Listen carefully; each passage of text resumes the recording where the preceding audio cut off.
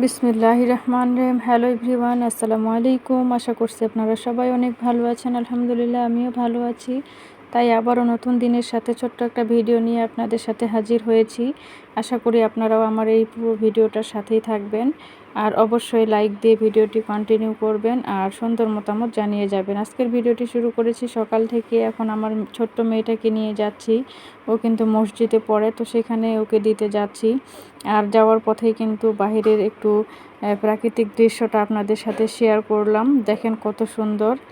আর গত 3 দিন থেকে এত পরিমাণে গরম পড়ছে, এত পরিমাণে কি বলবো, আর অনেক বেশি গরমে একেবারে অতিষ্ঠ জনজীবন। আর লোডশেডিংয়ের তো কোনো মানে লোডশেডিং এত হচ্ছে সেটাও কিন্তু মেনে নেওয়া যাচ্ছে না। তারপরেও এই গরমের মধ্যে আমাদেরকে কিন্তু দিনগুলো পার করতে হচ্ছে। আপনাদের ওদিকে কেমন একটু জানাবেন। আর তারপরে কিন্তু আমি সেখান থেকে এসে রান্না বাড়া করেছি, খাওয়া দাওয়া করেছি। এর মধ্যে আমার ছোট্ট মেয়ে চলে এসেছে, অনেকটা সময় আর কি পার হয়ে গেছে। তো এর মধ্যেই আবার আমি গিয়েছিলাম সদর হসপিটালে আমার ছোট্ট মেয়েটাকে হামের টিকা দেওয়ার জন্য। ওকে টিকা দিয়ে আসলাম। আর অনেক বেশি গরম কিন্তু। তো এসেই কি করলাম, আমার ছোট্ট মেয়েটাকে একটু মাথাটা ন্যাড়া করে দিলাম বা নাড়িয়া করে দিলাম। ওর চুলগুলো অনেক বড় বড় হয়ে গেছে আর গরমে একবারে আরাম পায় না।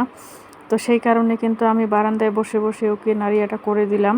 তো চুলগুলো ফেলাই দিয়ে তারপরে আমি ওকে গোসল টোসল করে দিয়ে তারপরে কিন্তু আমি চলে আসলাম ঘর মোছার জন্য। আর কারেন্ট কিন্তু নেই, অনেক পরিমাণে লোডশেডিং হচ্ছে বর্তমানে।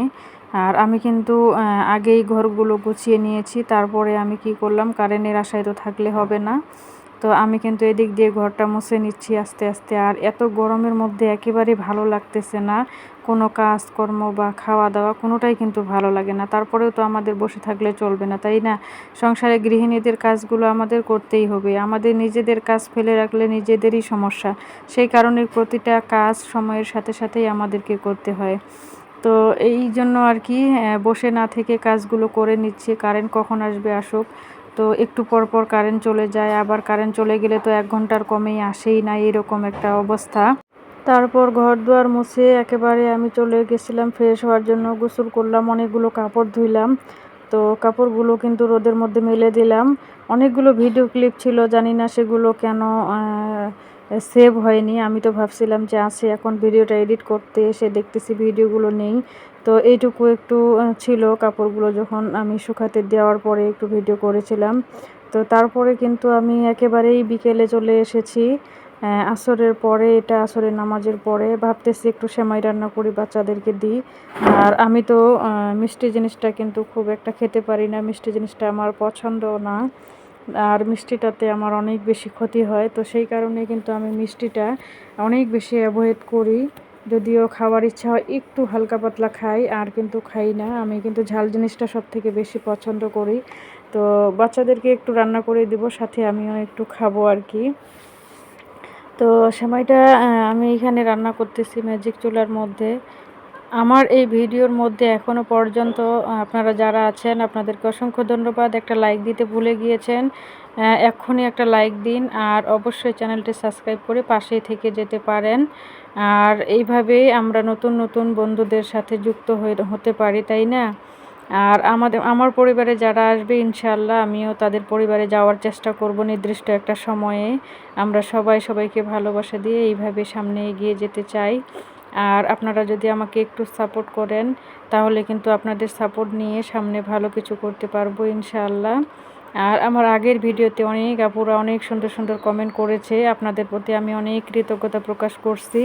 আপনাদের নামগুলো আমি নিতে পারছি না, কারণ একটা ফোন দিয়ে ভিডিও করি। আবার এখন তো অনেক বেশি সমস্যা, লোডশেডিং। ভিডিও করব কখন আর এডিট করব কখন, ছাড়বো কখন, এই নিয়ে আর কি অনেক বেশি সমস্যা। আর অনেকেরই ভিডিও তো এখন দেখতেও পারি না, সময়ের সুযোগ হয় না। আর যতটুকু সুযোগ হয় আমি কিন্তু চেষ্টা করি আমার আপুদের ভিডিওগুলো দেখার জন্য। আপুদের ভিডিও দেখে আসলে অনেক কিছু শেখা যায়, অনেক কিছু। আর সেখান থেকে কিন্তু অনেক ভালো লাগে আপুদের ভিডিওগুলো দেখতে। আমি চেষ্টা করি যার ভিডিওটা দেখি একটা লাইক দিয়ে ভিডিওটা কন্টিনিউ করি। আর যখন ভিডিওটা দেখা শেষ হয়ে যাবে তখন কিন্তু ভিডিও রিলেটেড একটা কমেন্ট রেখে আসার চেষ্টা করি সব সময়। অনেকে আছে আপনারা ভিডিও দেখেন না, শুধুমাত্র কমেন্ট করে দিয়ে চলে যান। এই কাজটা কখনোই করবেন না, এতে করে কিন্তু আপনার নিজেরই ক্ষতি, তাই না? নিজেরও ক্ষতি, যার কমেন্টে ভিডিওর মধ্যে কমেন্ট করবেন তারও কিন্তু ক্ষতি। তো সেই কারণে কিন্তু আপনারা যে ভিডিওটা দেখবেন, দেখে তারপরে সুন্দর করে একটা ভিডিও রিলেটেড মন্তব্য করে আসবেন। আর ভিডিওটা না দেখলে আপনারা সেখানে কমেন্ট রাখবেন না। অযথা ভিডিও না দেখে কমেন্ট করার তো কোনো মানে হয় না, তাই না? আর অনেক আপুরা আমার ভিডিও যারা দেখেন, আপনাদের প্রতি আমি অনেক কৃতজ্ঞতা প্রকাশ করছি। আশা করছি আপনারা সামনে আমাকে এইভাবেই ভালোবাসা দিবেন। আর এমনিতেই আমি অনেকটা পিছিয়ে আসছি, আপনারা যদি একটু ভালোবাসা দেন, আপনাদের ভালোবাসা নিয়ে আমি অনেক দূরে এগিয়ে যেতে চাই। আর আপনাদেরকেও ভালোবাসতে চাই। সবাই আমার জন্য দোয়া করবেন। সবাই ভালো থাকবেন, সুস্থ থাকবেন, নিরাপদে থাকবেন।